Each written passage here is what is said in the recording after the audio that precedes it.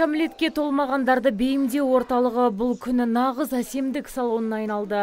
Мұндағы бет әрлеуші, шаштараз, тырнақ күтімімен айналысатын мамандар бүлдіршіндерге қалаулары бойынша ақысыз түрде қызмет көрсетті.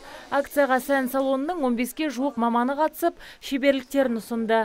Сән салонының мамандарына шараны ұйымдастыруға қайырымды жандар қол ұшын берген. Ұйымдастырылып отқан шара ең бірінші балаларға көңіл күй сыйлау, осыларды қуанту, бір күнімізді арнап, қолымыздан келген өнерімізді салып, біз үйреніп, оқып келіп, тәжірибе жинап келдік. Әр салондардан жиналған, практикадан өткен, 3 айлық курстан өткен шаштараз қыздар, визажист қыздар бар, маникюр, педикюр жасайтын қыздар бар.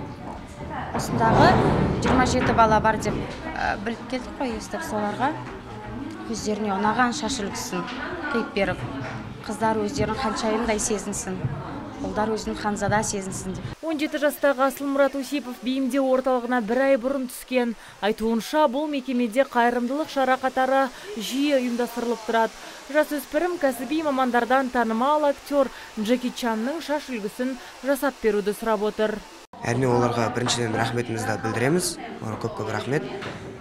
Одан кейін мен бүгінгі жасататын шаш үлгім, өзім баяғыдан бері жасатам.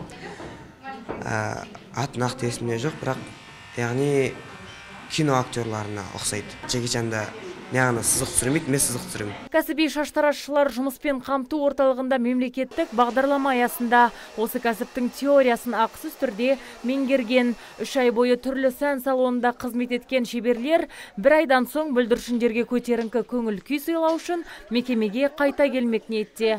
Сондай-ақ сән әлемі акциясын қарттар үйінде де өткізуді көздеді. Азиза Мадияр, Антон Семенов, ТВК телеарнасының жаңалықтар қызметі.